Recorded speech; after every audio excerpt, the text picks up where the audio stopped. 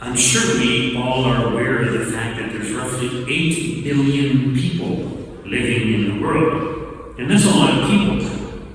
And the fact that there's so much people, and I think even that number, 8 billion, is kind of hard to fathom.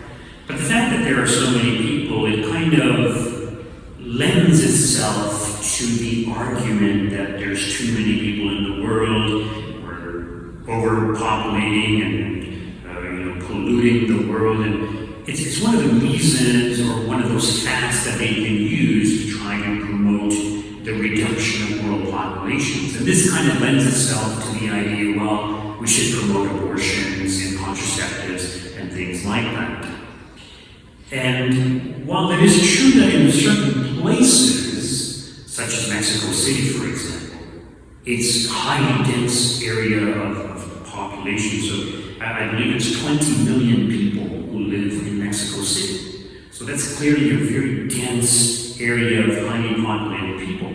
And I think it is true that we do pollute the world. And it's not so much we who do it, but the companies who produce the products that they produce and they advertise and want us to buy their products. So I remember years ago when the Great Lakes were very polluted. And it was because all these companies were dumping toxic waste into the Great Lakes, so government took measures to avoid this from happening, and it got fairly clean, or it's much cleaner now than what it used to be. But part of the reason I mention this is because, in the media they really push this global warming stuff. And it is true, there is global warming, but some scientists, experts in the field say, well, we're just going through various trends, there's these up and down trends that are happening. There are some who say that the melting of the ice caps, the North Pole and the South Pole, that really is just the natural process of the ice age. In other words, it's still the remnants of the ice age, so we're still in that melting phase, and mankind has gone through these kind of cycles, ice age and warmer times or periods, and sometimes very, very warm, a lot warmer than it was or is today, rather.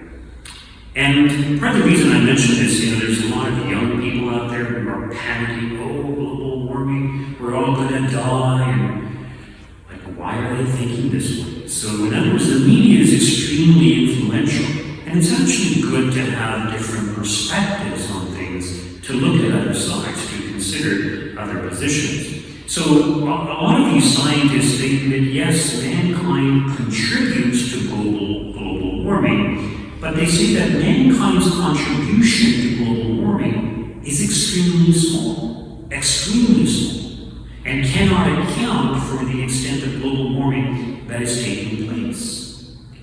And it's important for us to realize this, because yes, there are 8 billion people in the world, but the reality is that even though there are so many people in the world, it's been pointed out that if you took every one of those individuals and put them in the state of Texas, each person would have about an acre to himself. So in other words, there isn't overpopulation. In certain areas, yes, very high densities of populations, but there isn't overpopulation. There isn't a shortage of food, even though in some places people are starving. We have way more food than we actually need. So our modern means of technology to produce food is so advanced that we have way more than enough food to feed the entire world and more.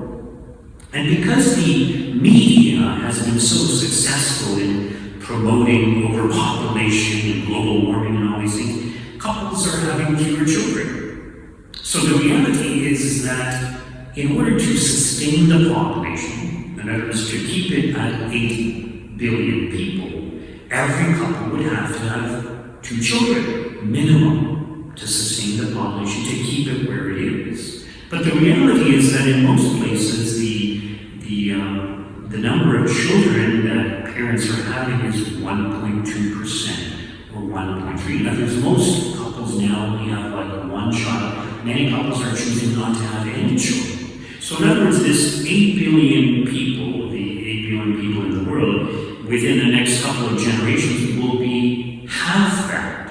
It will billion people because people are not reproducing.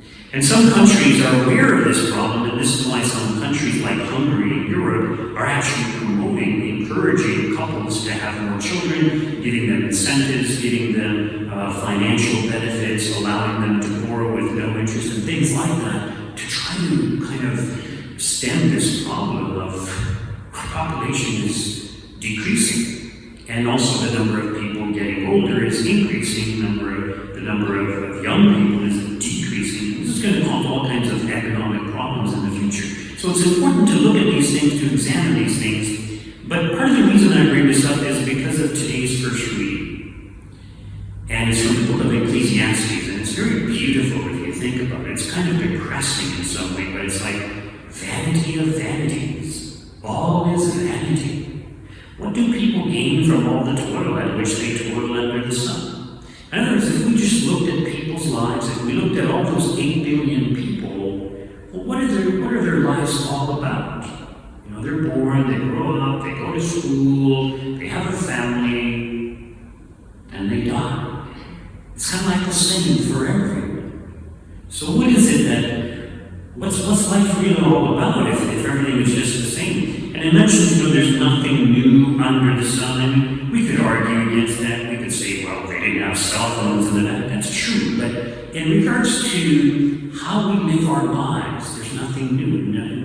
Relationships are the same. The same kind of vices exist today that existed thousands of years ago. So there's really nothing new under the sun. And understanding this also reminds us of the importance of history. We look at history. We look at the world wars. Why did the world wars happen? We look at communism, for example. Why did communism arise? And when we look at history, we can learn from the mistakes of the past. But many people who are in control don't want us to know history because they want to repeat those mistakes, because they believe that they can achieve something better for society. They definitely want to reduce world population. In fact, some people even say that the coronavirus, there's evidence that it was man-made and that it was purposely released to reduce world populations. In other words, if you're just an atheist, if you don't believe in God, if you don't believe in the sanctity of human life, if you have no respect for human beings, especially if you allow abortion and euthanasia and assisted suicide, why not reduce world population? It will be good for everyone. And besides, only the elderly or those who have compromised immune systems, they are the ones who will be eliminated.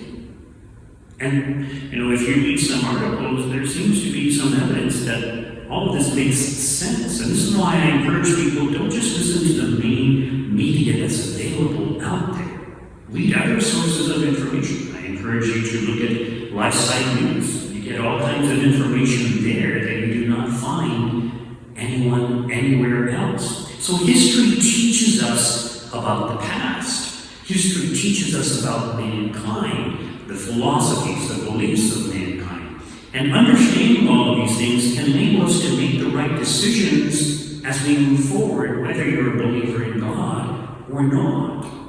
But they want to do away with history. They topple the statues. In other words, forget about history. Let's just focus on the present. No, we need to learn. There's a saying that history is a teacher, and we need to look at history. But what I really wanted to focus on is this vanity of vanities of our lives. What is it all about? So I mentioned there's 8 billion people living right now. Now just comprehend this fact.